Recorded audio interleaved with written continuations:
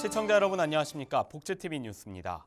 2017 KWBL 휠체어 농구리그 2라운드가 진행되고 있는데요. 고양홀트가 홈 경기에서 2승을 더하며 1라운드의 부진을 이겨냈습니다. 이현주 기자입니다. 경기가 시작되고 선수들의 치열한 볼다툼이 이어집니다.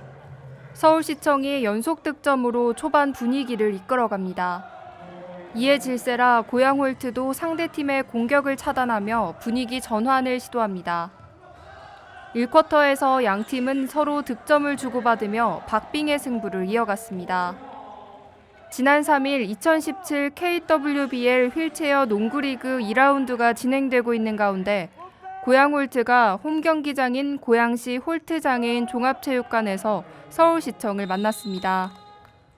1라운드에서 1승만을 올리며 아쉬운 출발을 했던 고양홀트는 이날 홈 경기에 2점을 살려 78대 66으로 서울시청을 꺾고 승점을 추가했습니다.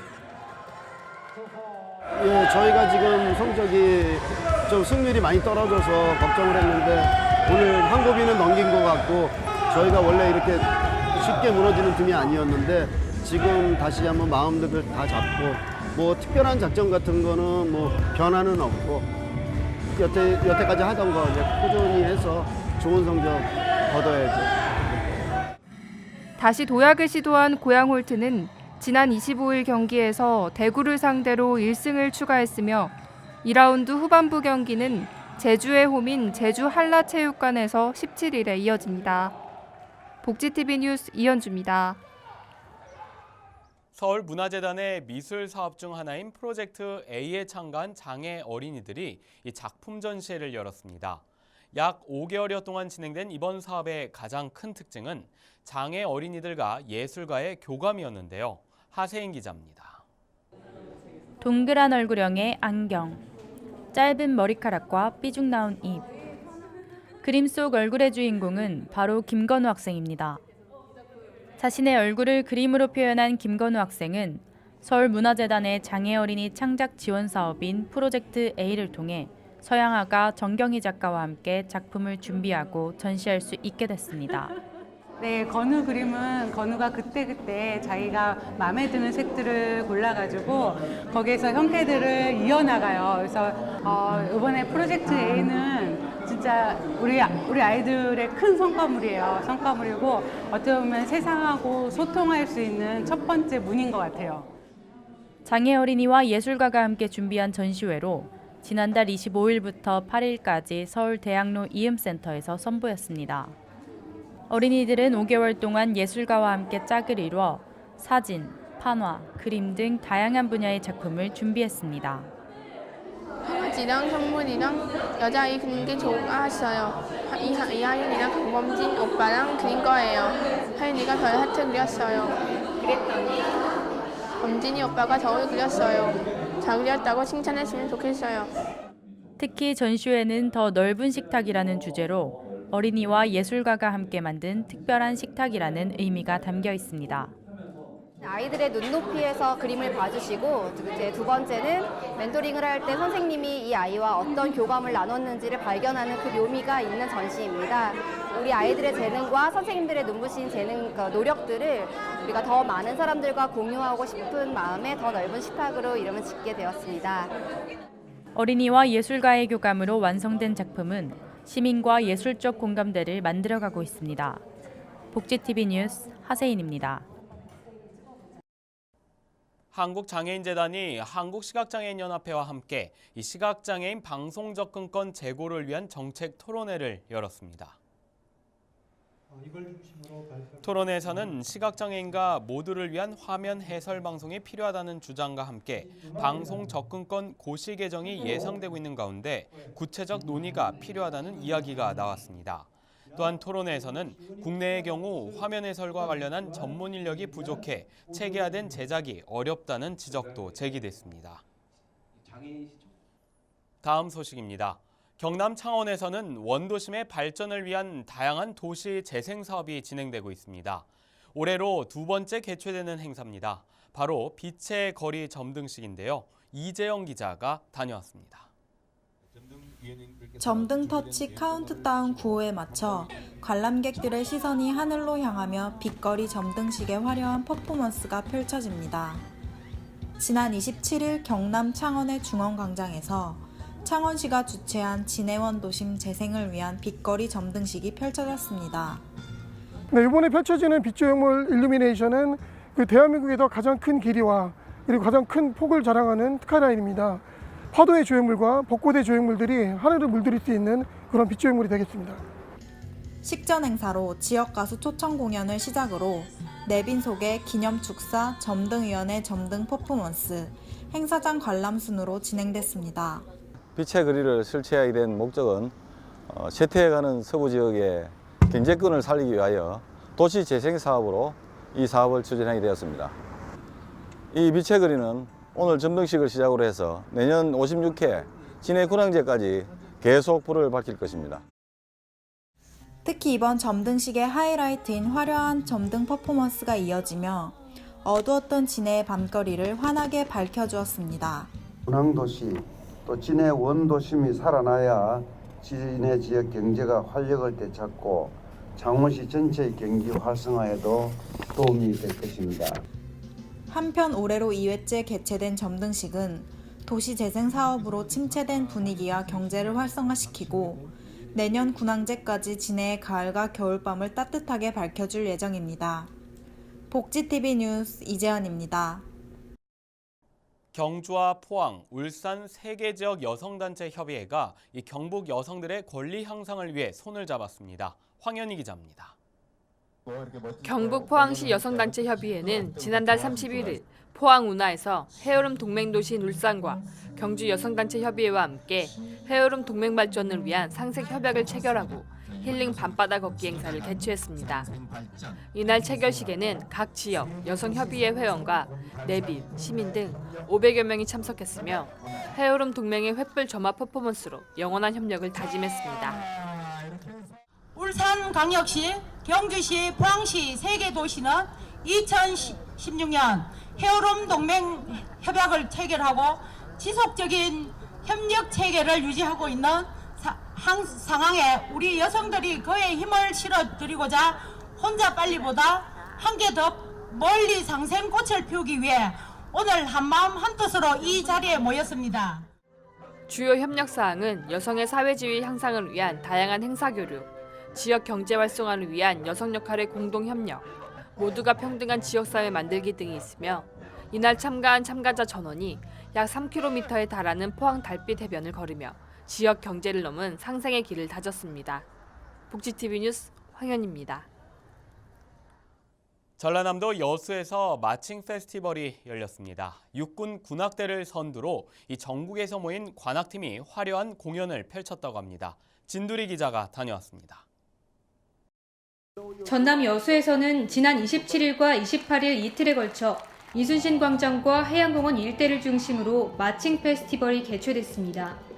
행사는 여수 밤바다의 환희와 울림을 주제로 육군 군악 의장대대 등 정상급의 실력을 자랑하는 14개 팀이 참여한 가운데 슈퍼주니어의 려욱과 초신성의 건일 등 연예사병의 참여도 알려져 큰 관심을 모았습니다.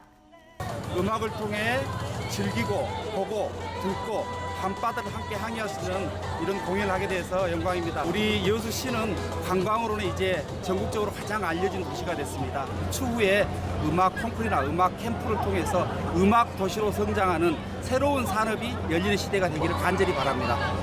7개 관악팀과 발레리나 이주영 씨가 함께한 대규모 플래시몹으로 시작된 이번 행사는 그 밖에 총 14개 팀의 개별 공연과 관악 체험 행사 등 다양한 프로그램으로 꾸며졌습니다. 수준 높은 공연에 시민과 관광객의 참여가 함께한 이번 행사를 통해 음악도시 여수의 위상이 한층 높아질 것으로 기대되고 있습니다. 복지TV 뉴스 진두리입니다. 계속해서 여수 소식입니다. 여수를 방문한 관광객에게 여수의 음식 맛을 전하고 이 싱싱한 해산물 요리를 선보이는 대회가 열렸습니다. 최민아 기자입니다. 올해 처음으로 청정해역 여수바다에서 자란 싱싱한 해산물로 요리하는 전국 여수수산물 음식경연대회가 개최됐습니다. 지난 27일 여수 세계 박람회장에서 열린 이번 대회는 37명으로 이루어진 본선 20개 팀이 바지락, 피꼬막, 낙지 등 여수에서 생산된 수산물을 재료로 음식 경연을 펼칩니다. 관광객의 발길을 끄는 먹음직스러운 플레이팅과 식욕을 돋우는 냄새는 맛의 본고장인 여수를 보여주는 듯 했습니다. 많은 분들이 관심 갖고 참여해 주셔서 본선의 18개 팀, 한 40여 분의 선수들이 출전해서 다양한 메뉴를 선보였다고 들었어요. 제가 보기에는 일단 처음 시작이긴 하지만은 상당히 만족스러운 결과고요.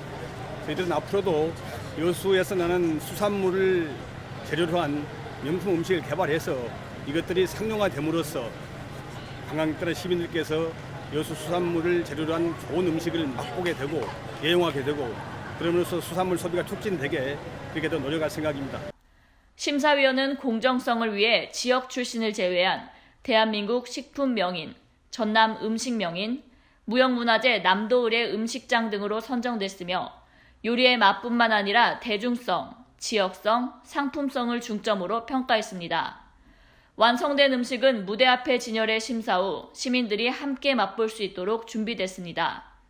상금은 50만 원부터 200만 원까지 주어졌으며 대상은 새꼬막과 피꼬막 갈비찜을 출품한 황실 음식연구회 팀이 수상했습니다. 그 수산물 대회가 1회라고 들었는데 저희가 그래서 만남이라는 주제로 돼가지고 육지작물하고 수산작물 만남 그리고 그 한식과 양식의 만남을 저희가 준비해봤는데요. 우리 오시는 시민들이 저희 음식을 먹고 정말 행복했으면 좋겠습니다. 다시 찾는 여수가 되었으면 합니다. 감사합니다. 여수의 맛을 전하는 이번 대회는 전 국민에게 관광도시 여수의 자연뿐 아니라 다양한 음식 문화를 자랑하는 계기가 될 것으로 전망됩니다. 복지TV 뉴스 최민아입니다. 전남 순천시는 2017 행정서비스 공동생산 우수사례 공모전에서 이 순천형 로컬푸드로 우수상을 수상했습니다.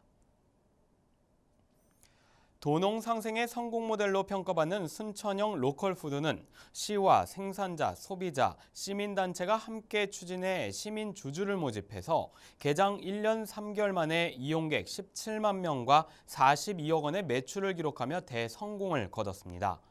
순천시는 시민들이 주도적으로 시정에 참여할 수 있는 순천시로 거듭나고 혁신도시 순천의 미래를 위해 앞장서겠다고 밝혔습니다. 복지TV가 방송통신위원회로부터 2018년도 장애인복지 채널로 인정받았습니다. 방송통신위원회는 2017년 제39차 위원회 결과를 발표하고 복지TV를 장애인복지 채널로 인정했다고 밝혔습니다. 방통위의 장애인복지 채널 인정기간은 내년 1월 1일부터 12월 31일까지입니다. 한편 방통위는 한국직업방송, 소상공인방송, RTV, 육아방송을 사회복지 분야 공익채널로, 예술TV 아르떼와 사이언스TV, 아리랑TV를 과학문화지능 분야 공익채널로 선정했고 EBS 플러스 1과 EBS 플러스 2, EBS 잉글리시를 교육지원 분야 공익채널로 선정했습니다.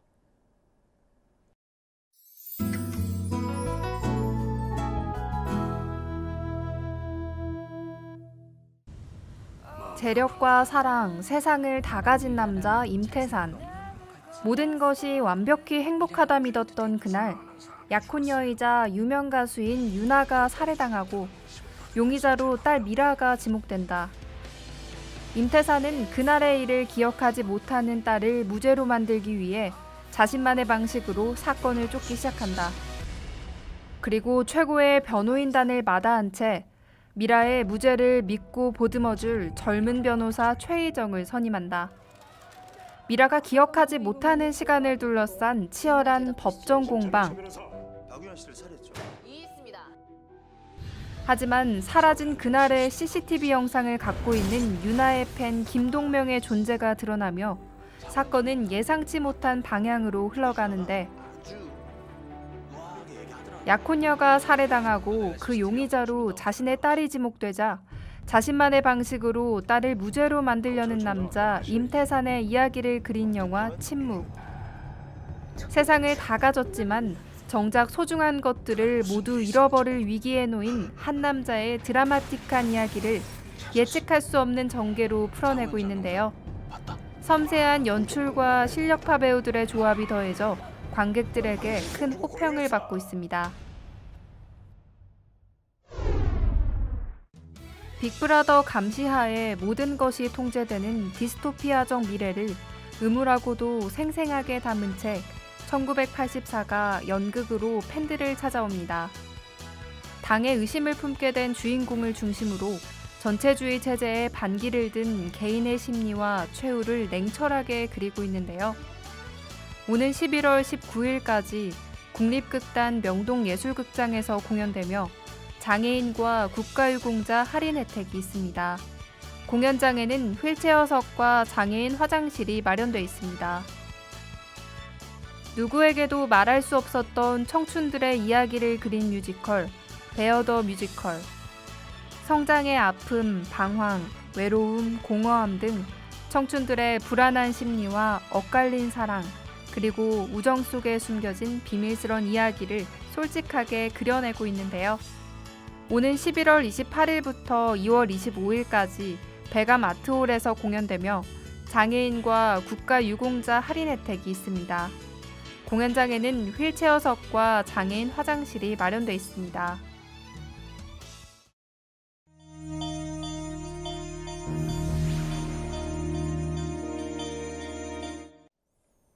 계속해서 간추린 소식 전해드립니다. 경기도 용인시 수지노인복지관이 노인 인식 개선 표어 공모전을 개최합니다. 응모 주제는 지역사회에서 존중받는 노인상입니다. 접수는 복지관 홈페이지에서 신청서를 다운받아 이메일로 접수하면 됩니다. 자세한 사항은 복지관 홈페이지에서 확인할 수 있습니다. 해운문화회관과 해운대 소방서가 합동으로 소방훈련을 진행했습니다. 합동훈련에서는 화재 대응과 응급처치 교육, 심장 재세 동기, 소화 훈련 등이 있었습니다. 아울러 합동훈련에서는 상근 직원들의 교육뿐만 아니라 아카데미 강좌 수강생도 함께 참여했습니다. 충남 척수장애인협회가 제8회 충청남도 척수장애인의 날 기념식을 개최했습니다. 기념식에서는 장애인 복지 발전을 위해 애쓴 유공자 표창이 있었으며 올해 자랑스러운 충남 척수장애인으로는 공주시청 윤정문 주무관이 선정됐습니다. 2017 성남시장배 장애인 생활체육대 수영대회가 이달 18일 성남시 한마음복지관 수영장에서 열립니다. 남녀 각각 유아부, 학생부, 중고등부 통합, 일반부로 나뉘어 진행됩니다. 한국장애인 고용공단 이사장 후보 채용과 관련해 충북지체장애인협회가 청주에서 채용 철회를 요구하고 나섰습니다. 이번 집회에는 충북지장협 시군지회 회원들이 참가한 가운데 열렸습니다. 이 밖의 소식은 장애인신문과 웰페어뉴스 홈페이지를 통해 확인하실 수 있습니다. 쌀쌀한 날씨로 인해 뇌졸중 발생의 위험이 높아지고 있습니다. 때문에 외출 시에는 노출 부위의 보온에 신경을 쓰셔야 합니다. 특히 고혈압 등 만성질환자는 기온이 높은 오후에 외출을 하는 등의 이 개인 건강관리에 특별히 신경을 쓰셔야 할 것 같습니다. 복지TV 뉴스를 마칩니다. 시청해주신 여러분 고맙습니다. 우리 주변에서 일어나는 불공정한 사례부터 억울한 사연, 따뜻한 미담까지 장애인 신문과 웰페어 뉴스 홈페이지를 통해 보다 다양한 소식을 접할 수 있습니다. 시청자 여러분의 제보를 기다립니다. 웰페어 뉴스 홈페이지 또는 전자우편, 전화번호 02-2655-9519로 많은 제보 바랍니다.